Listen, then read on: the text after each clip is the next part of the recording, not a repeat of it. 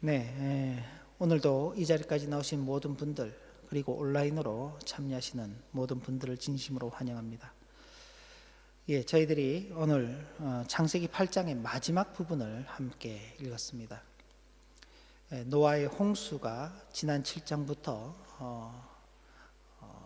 계속 진행되고 있는데, 아담의 그 불순종이 가져온 비참한 결과는 그들이 에덴 동산에서 추방을 당하는 것으로만 끝나지 않고 참 형이 동생을 죽이는 인류 최초의 살인으로 이어지고, 그렇게 가인이 동생 아벨을 죽인 후에 하나님께서 그래도 은혜를 베풀어 주셔서 가인이 가정을 이루고 계속해서 자손들을 이렇게 낳으면서 그 계보가 이어져 가게 하셨습니다. 그러나 안타깝게도 가인은, 그리고 그 후손들은 하나님을 신앙하는 길로 가기보다는 하나님을 불신앙하고 오히려 자기의 힘을 기르는 그런 길로 계속 나갔습니다. 아벨이 죽고 난 다음 참 큰 슬픔에 빠져 있었을 아담과 하와를 위로하시기 위해서 하나님께서 셋이라는 자녀를 허락하시고, 그리고 또 에노스라는 자녀를 허락하시면서 계속 하나님의 이름을 부르는, 하나님께 예배하는 신앙의 자손들이 나타나도록 하셨습니다. 우리가 이미 한번 이름을 들어본 에녹이라는 사람도 있었습니다. 짧은 365년을 살아가면서 하나님과 동행했던 그의 일생, 그리고 계속적으로 여러 인물들이 등장합니다마는 이제 노아에 이르기까지 하나님의 그 신앙의 계보들이 계속 이어져 가는 것입니다. 그럼에도 불구하고 타락한 인간의 그 본성은 바뀌지 않았습니다. 하나님의 아들들, 하나님을 섬기고 하나님과 동행하는 삶을 살아야 될 그 가인의 자손들이, 아벨의 자손들이 가인의 그 딸들을 보고 마음에 들어하고 그들과 결혼하고, 그러면서 세상에 죄악이 가득 차버리게 되는, 결국 하나님께서 이 세상을 심판하시기로 그렇게 결정하게 되는 그런 일들을 만들어내는 것입니다. 그런 중에도 하나님께서 참 노아라는 한 인물을 특별히 구별하시는데, 하나님의 은혜가 그에게 있어서 그는 당대의 의인이요 완전한 자라는 그런 참 이름을 가지고 있는 그런 사람으로서 하나님과 동행하는 그 삶을 살아왔던 것입니다. 하나님께서 말씀하신 대로 노아가 긴 시간 동안 방주를 만들었습니다.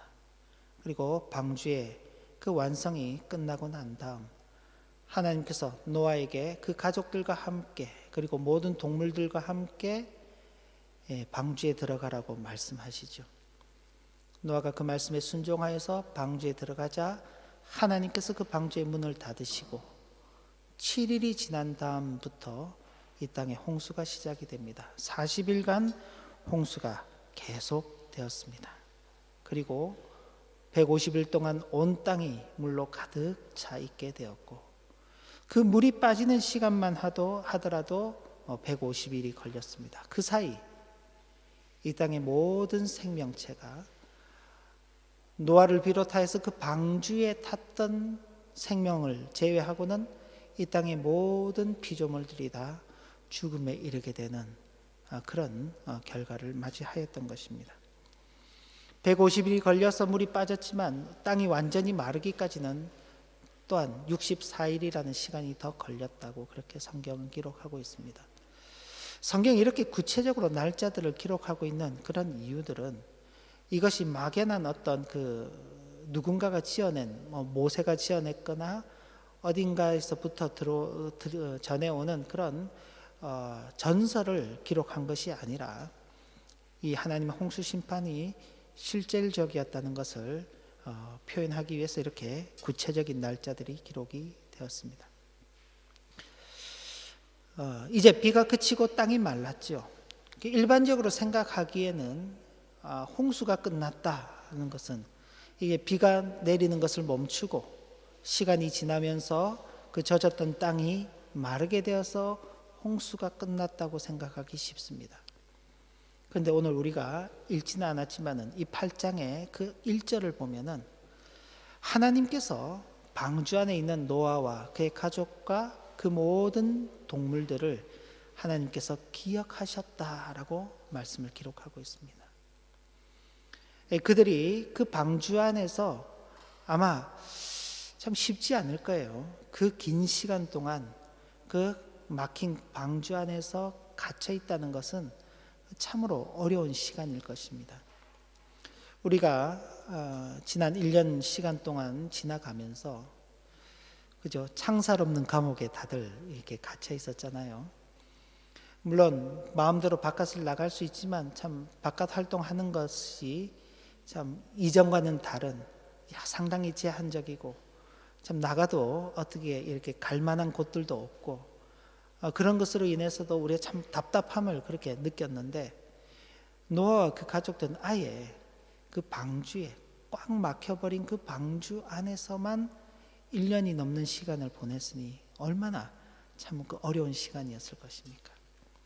하나님께서 그들을 기억하시고 홍수의 그 기간을 멈추게 하시고 이제 바람을 땅 위에 불게 하셔서 물이 줄어들게 하시고 그리고 기품의 샘과 하늘의 창문이 닫히고 하늘의 비가 그치게 하셔서 물이 점점 줄어들어서 이제는 드디어 방주가 아라랏 산에 머물게 그렇게 하신 것입니다. 그러니 홍수를 시작하신 분도 하나님이시고 홍수를 끝내신 분도 하나님이십니다. 그냥 우리가 이제 여기 아라랏 산에 방주가 머물렀다 그러니까 이 아라랏 산에 대해서 이제 궁금해하는 그런 사람들이 많이 있습니다. 터키 동쪽 그 아르메니아 국경지대에 실제로 아라랏 산이라는 이름을 가진 산이 있습니다. 그 산은 제가 그 기록으로 본 바로는 한 5,800m 정도 되기 때문에 굉장히 높은 지대의 산으로 그리고 사진을 이렇게 검색해서 보면은 그 위에 만년설이 덮여 있어서 한여름에도 눈이 녹지 않고 있는 그런 상태에 있습니다. 그래서 어떤 사람들이 그 눈에 파묻혀 있는 방주를 보았다 그렇게 말하는 사람도 있는데 실제로 확인된 경우는 전혀 없습니다. 그리고 또 어떤 분들은 그 아라랏 산이 아닐 수도 있다라고 그렇게 주장을 하기도 합니다.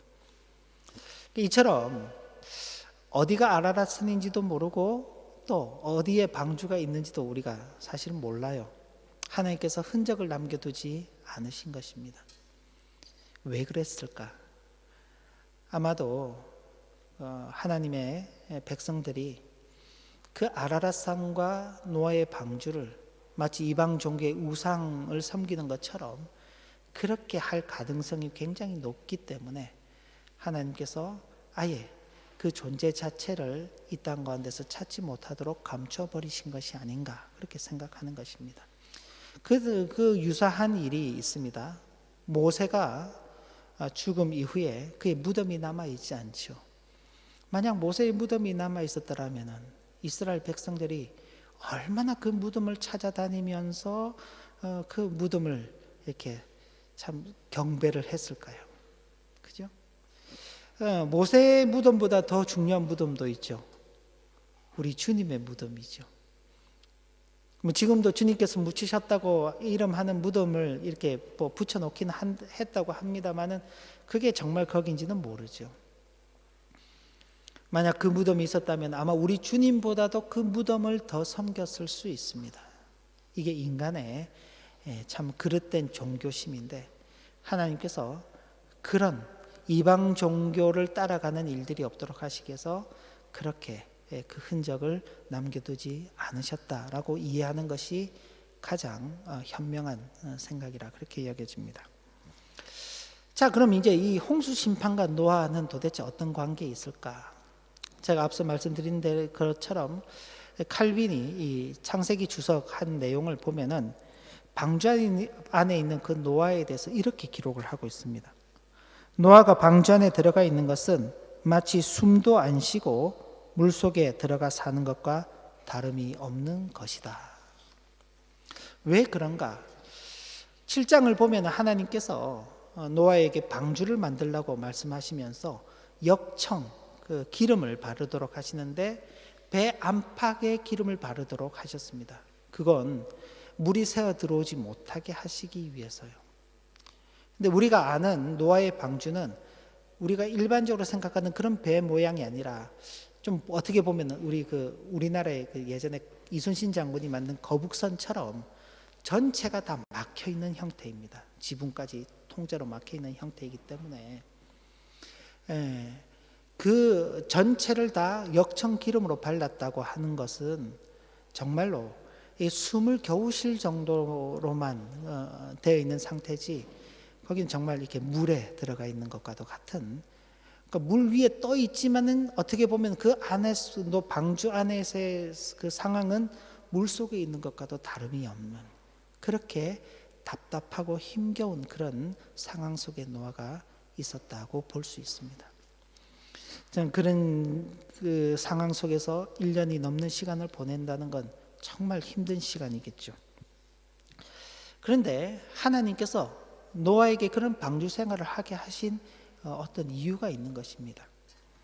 방주를 만드는 과정이 하나님의 심판에 대한 노아의 신앙과 인내심을 단련시켰던 시간이었던 것처럼 방주 안에서의 그 생활은 하나님의 구원하심에 대한 노아의 신앙과 인내심을 단련시키는 시간이었던 것입니다. 노아가 그 방주를 만드는 그 과정 속에 그 주변으로부터 받았을 그 수많은 비난과 그 눈총과 그 조소는 이루 말할 수가 없을 것입니다. 그런데 그걸 묵묵히 참아내면서 긴 시간 동안 그 배를 만드는 것은 하나님께서 심판하실 것이다 라는 그 약속을 믿고 그의 신앙과 그의 인내심이 훈련받는, 연단되어지는 그 과정이었겠죠. 그런데 정말 말 그대로 홍수가 임했습니다. 근데 홍수가 임해서 그 방주 속에 들어가서 생활하는 그 기간은 마치 죽은 것과도 같은 그런 시간이었겠죠.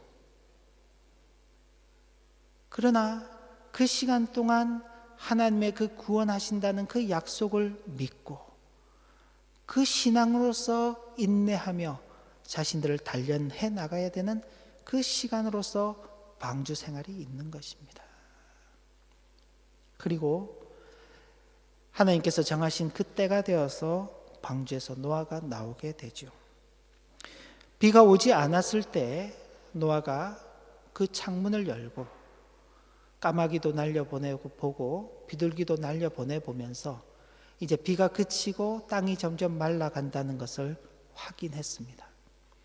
그리고 비둘기가 더 이상 날아오지 않는 것을 보면서 이제는 땅이 완전히 말랐다는 것을 알았어요. 그런데 노아가 스스로 결정하고 방주에서 내리지 않았습니다. 방주에 들어갈 때에도 하나님께서 들어가라 라고 그렇게 말씀하셔서 홍수가 시작되기 전인데도 하나님께서 말씀하시니 순종함으로 그 방주에 들어갔던 것처럼 방주에서 나올 때도 이미 홍수가 끝나고 땅이 말랐음에도 불구하고 하나님께서 나오라고 말씀하시기까지 기다리고 있는 것입니다. 이게 이 노아의 모습이죠. 노아가 그 방주 안에서 그 신앙과 그 인내심이 잘 단련받지 못했다면요, 아마 성급한 결정을 내리면서 홍수가 그쳤으니 자기 마음대로 그 방주에서 내렸을 수도 있지만은, 그러나 모든 것이 다 확인되었음에도 불구하고 하나님께서 그 방주에서 나오라고 하시기까지는 기다리고 있는 것입니다. 들어갈 때도 순종함으로, 나올 때도 순종함으로 그 모든 과정을 밟아간 것입니다. 그리고 마침내 땅을 밟게 되었죠. 이제 홍수의 심판이 끝났습니다. 하나님께서 홍수 심판을 끝내시면서 노아와 그 가족들 그리고 그 함께 하고 있던 모든 동물들을 나오게 하시면서 하나님께서 이렇게 말씀하십니다. 16절부터 17절을 보시면은 너는 내 아내와 내 아들들과 내 며느리와 함께 방주에서 나오고 너와 함께한 모든 혈육 있는 생물 곧 새와 가축과 땅에 기는 모든 것을 다 이끌어내라. 이것들이 땅에서 생육하고 땅에서 번성하리라. 자, 홍수의 심판 그러면은 우리는 무엇을 먼저 떠올립니까? 이 세상이 멸망을 당했다라는 것을 떠올립니다. 그런데 놀랍게도 이 세상이 멸망하는 그 자리에 하나님께서 새로운 세상을 담아 놓으신 것입니다. 홍수로 인하여서 이 세상이 다 멸망하는데 하나님께서는 그 방주라는 그 세상 속에 새로운 세상을 담아 놓으신 것입니다. 그리고 모든 멸망이 끝난 그 자리에 새로운 출발을 하나님께서 약속하시는 것이죠. 이건 이 세상도 마찬가지입니다. 이 세상은 하나님께서 정하신 때가 되면 반드시 멸망할 세상입니다. 그런데 이 멸망한 세상 속에 하나님께서 새로운 세상을 두고 계시죠. 그 새로운 세상이 어디입니까? 바로 교회입니다. 멸망하는 세상과 새로운 세상이 같이 공존해 있는 것이죠. 홍수 심판과 노아의 방주가 같이 있었던 것처럼 멸망할 이 세상과 하나님이 구원하시는 새로운 세상 교회가 함께 공존하고 있는 것입니다. 그리고 나중에 하나님의 심판이 끝나고 나면은 멸망받을 이 세상은 다 사라지게 되고 하나님께서 새롭게 이루실 그 세상이 우리에게 주어질 것임을 미리 보도록 이 노아의 홍수 사건이 우리에게 교훈하고 있는 것입니다. 그리고 홍수가 끝나고 배에서 내린 노아가 하나님 앞에 제사를 드리는 장면이 20절, 21절에 기록되어 있는데 어떤 제사를 드렸는가? 일단 제사의 형식을 보면 노아가 여호와께 제단을 쌓고 모든 정결한 짐승과 모든 정결한 새 중에서 제물을 취하여 번제로 제단에 드렸다. 그런데 21절에 보니 여호와께서 그 향기를 받으셨다고 기록하고 있는 것입니다.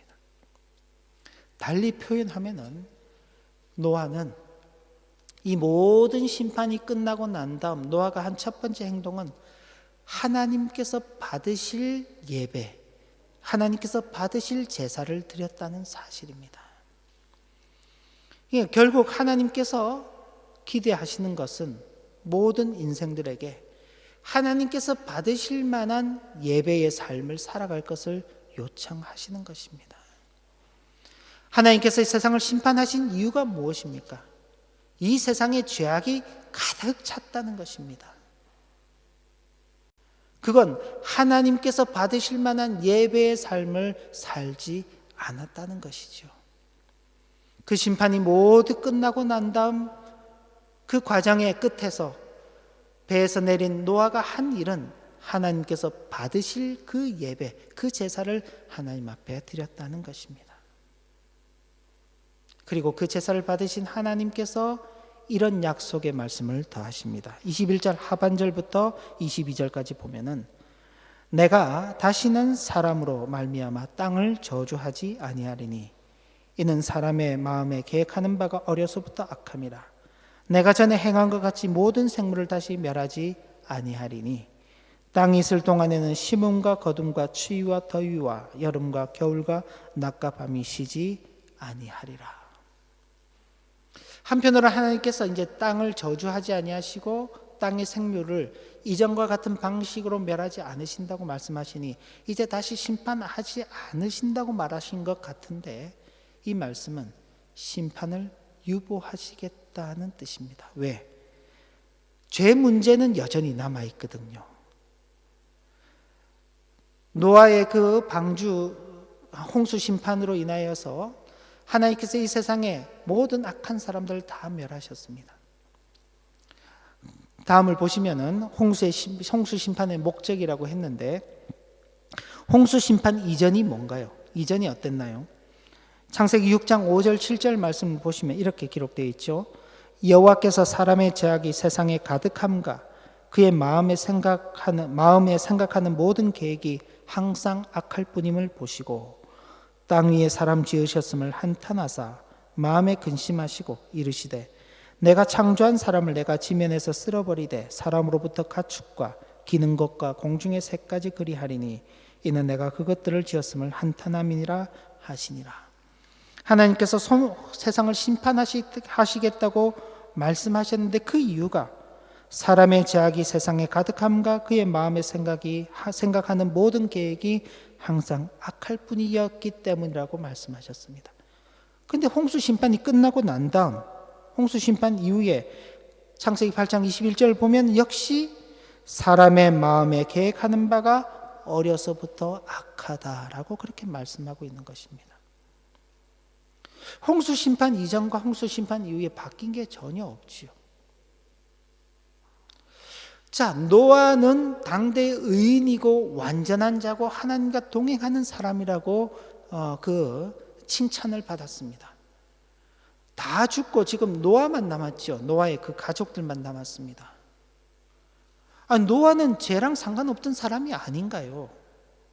노아의 가족, 의인만 남았는데 왜 아직도 사람이 그 어려서부터 악하다고 그렇게 말씀하시나요? 노아가 의인인 것은 그가 전혀 죄를 짓지 않았기 때문에 의인인 것이 아니라 하나님께서 그에게 은혜를 베풀어 주시고 그로 하여금 하나님과 동행하는 그 삶을 살게 하셨기 때문입니다.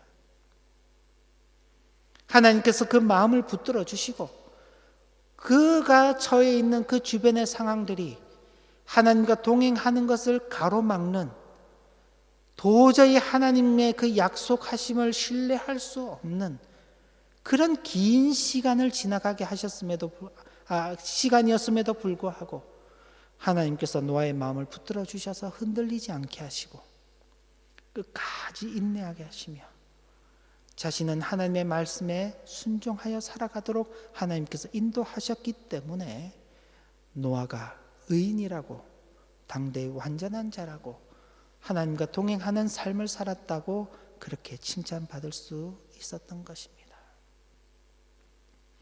그렇게 하나님께서 은혜를 베풀어 주셔야만 살아가는 존재인데, 그러나 그도 타락한 이후에 아담의 그 타락한 본성을 이어받고 태어나는 인간이기 때문에 그 역시 죄책과 죄의 본성을 가지고 있어서 그도 그 악함에서부터 완전히 자유로울 수는 없는 것입니다. 그래서 하나님께서 세상을 심판하시는데 이제 전혀 다른 방식으로 심판하시겠다고 말씀하시죠. 그 이후에 나오는 성경 말씀에서 계속 그런 내용들이 보강되고 있습니다. 그리고 신약 성경에 이르러서 하나님께서 이 세상을 마지막 심판하실 때에는 창세기에서는 물로 심판하셨지만은 이제 이 세상의 마지막 때는 하나님께서 불로 심판하신다라는 전혀 다른 방식의 심판이 있을 것임을 말씀하고 있는 것입니다. 그러니 세상에 심판이 없는 것이 아니라 하나님의 심판이 유보되어 있는 상태. 이제 지금 우리가 많이 기온이 올라가서 지금 이제 점점 더워지고 있죠. 이 시간이 지나고 나면 어떻게 됩니까? 다시 추워진 겨울이 찾아올 것입니다. 더워지고 추워지는 이 계절의 변화, 심고 거두는 그런 우리의 삶의 변화, 이런 변화의 시기들을 우리가 겪어 나갈 때마다 무엇을 떠올려야 하냐면 하나님의 유보된 심판 중에 우리가 살아가고 있구나 하는 것을 우리는 기억해야 하는 것입니다. 자, 그렇다면 하나님께서는 죄의 문제 때문에 심판하셨잖아요. 죄 문제 때문에 노아와 그 가족 그리고 그 방주에 탄 동물들을 빼고 모든 피조물들을 다 죽게끔 하셨습니다. 그럼 하나님께서 죄 문제를 해결하시기 위해서 심판하신가 아닌가라고 그렇게 생각하기 쉬운데, 하나님께서는 죄 문제를 해결하시기 위해서 심판하셨다기보다는 홍수 심판으로 인한 전 인류와 모든 피조물들의 죽음으로도 죄의 문제는 해결하지 못하고 여전히 그 죄의 문제가 남아 있다는 것은 죄의 문제는 죽음으로 해결되는 것이 아니다라는 것을 우리에게 보여주기 위한 것입니다. 우리 사람들 중에 그런 이야기들을 합니다. 죽으면 그만이지. 죽으면 그만이지. 그래서 아주 심각한 범죄를 저질렀던 그 사람들이 스스로 생명을 끊으면서 자기의 죄 문제를 덮어버리려고 하는 경우들이 있습니다. 이 세상의 법은 그게 어느 정도 허용이 됩니다. 그래서 범죄한 당사자가 생명을 끊어버리면은 공소권이 없다라는 그런 판결을 따라서 더 이상 그 문제를 다루지 않습니다만은, 하나님 앞에서의 죄의 문제는 죽음으로도 해결이 되지 않는 것입니다. 모든 인류가 죽고 수많은 짐승이 죽어도 죄 문제는 해결이 되지 않습니다. 그건 지나간 역사 속에서도 우리가 잘 확인되는 내용들입니다. 이스라엘 백성들이 하나님께서 세우신 그 제사의 법도를 따라서 얼마나 수많은 그 제물들을 죽이면서 그 피를 흘렸습니까? 그러나 그들의 죄 문제는 해결될 수가 없었습니다. 그리고 지금도 많은 유대인들이 빨리 이스라엘이 통일이 되어서 그 통일된 하나의 완전한 국가가 세워지게 되면은 그들이 다시 예루살렘 성전을 회복하고 그곳에서 다시 제물을 드리겠다고 그렇게 마음을 먹고 있는데, 설령 어느 때가 되어서 이스라엘이 하나의 통일된 국가가 되고 예루살렘 성전이 다시 지어지고 그들이 아주 웅장하고 큰 제단을 짓고 거기에 수천, 수만, 수백만의 짐승들을 제물로 바친다고 할지라도 그들의 죄 문제는 해결되지 못하는 것입니다. 죄 문제는 오직 은혜로만 해결되는 것입니다. 예수 그리스도께서 주시는 새로운 창조의 그 은혜, 성령 하나님께서 우리에게 주시는 새 생명의 은혜가 아니고서는 우리의 악함의 문제, 우리의 죄의 문제는 결코 해결할 수 없는 것입니다.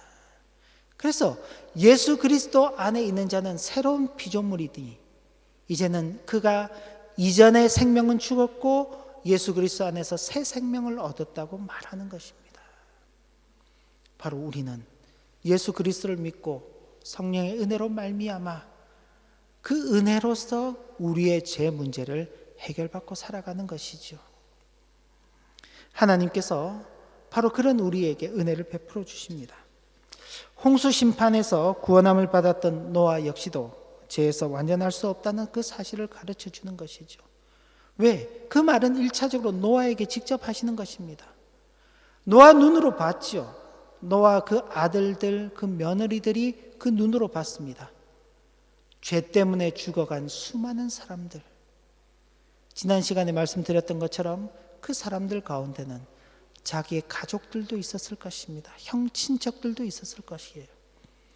그들이 다 죽어간 그 현장을 그들의 눈으로 보았지요. 그렇게 본 그들에게, 그들만 살아있는데 그들을 향해서 사람의 생각이 어려서부터 악하다고 말할 때 그때 그 사람은 바로 자신들을 가리키는 것입니다. 우리도 죄 문제에서 자유로울 수 없구나. 그런 죄 문제에서 자유로울 수 없는 우리들이 어떻게 이렇게 구원함을 받았는가? 하나님의 은혜다라는 것을 기억하게 하는 것입니다. 그리고 그들의 눈으로 본 홍수 심판을 마음에 새기고 그 자신들에게 주어진 심판의 유보 가운데서 하나님께서 이제 새로운 언약을 맺어주시는 것입니다. 그게 창세기 이제 9장에 나오는 것입니다. 하나님께서 그들에게 새로운 언약을 주시면서 하나님께서 베푸시는 그 은혜만을 바라고 하나님께서 주시는 그 말씀에 순종하고 믿음으로써 그의 생애를 살아가도록 하나님께서 인도하시는 것입니다. 홍수의 심판은 바로 우리에게 죄의 심각성과 아울러서 죄의 문제는 은혜로 밖에 해결될 수 없다는 것, 그리고 그 은혜를 베풀어 주시는 분은 곧 하나님이시다는 사실을 보여주기 위해서 이 말씀을 우리에게 기록하고 읽도록 하신 것입니다. 자, 그렇게 본다면은 오늘 우리가 살아가는 이 시대, 우리가 날로 날로 번창하는 시대를 살아가고 있습니다. 그죠? 해마다 새로운 기술들이 등장하게 되고 우리가 살아가는 삶의 모양들, 삶의 질이, 삶의 내용이 완전히 바뀌어져 가고 있습니다. 쉽게 여러분들이 1년 전에 입었던 옷들만 보더라도, 그죠? 올해 다시 입으려 그러면 왠지 촌스러워 보이죠. 그죠? 1년 전에 사셨던 가졌던 최첨단의 어떤 기술력이라고 해서 샀는데 불과 1년 남짓 지나면은 이제 그건 다 옛 것이 되어버리는 것입니다. 새로운 기술들이 발달해서 나오기 때문에. 그러니까 과거보다도 훨씬 낫고 발전되고 더 나은 그런 삶의 질을 누리고 살아가니 우리는 그래 노아가 살았던 그 당시보다도 훨씬 더 낫기 때문에 이런 시대를 살아가고 있다고 생각하기 쉽지만은 우리가 그 시대보다 의로워서 이 시대를 살아가는 것이 아니라 여전히 우리들의 마음도 어려서부터 그 마음에 계획하는 바가 악하죠. 그 악함이 가득함에도 불구하고 하나님께서 심판을 유보하고 계시기 때문이며 당신의 아들을 통한 그 구원의 역사를 이루어 가시기 때문에 지금 우리 모든 인류가 존속하고 살아가고 있는 것입니다. 하나님께서 이 세상을 심판하시는 방식은 하나님께서 정하신 방식입니다. 우리 주변에서 일어나는 여러 가지 현상들이 우리에게 다소 두려움을 줄 수 있지만은 그러나 그것이 하나님께서 약속하신 그 마지막 심판의 때는 아닌 것입니다. 그럼에도 불구하고 우리는 언젠가 반드시 세상을 심판하신다고 말씀하신 그 하나님의 그 말씀이 반드시 이루어질 것이라는 것을 생각하면서 노아가 그 심판이 임하기까지 믿음으로 인내로 단련을 받았던 것처럼 우리도 하나님의 심판이 언제 임할지 모릅니다. 바라기는 저나 우리 자녀들이나 우리의 다음 세대들이 살아있는 동안 그 심판이 임하지 않기를 마음적으로는 바랍니다만은 글쎄요, 어느 때인지 알 수가 없습니다. 많은 분들이 하나님의 심판의 때가 임박하고 있다고 그렇게 말씀하고 있는 다양한 징조들이 이 세상 가운데 나타나고 있는 것입니다. 그럴 때 우리들은요, 노아를 잘 교훈 삼아야 하는 것입니다.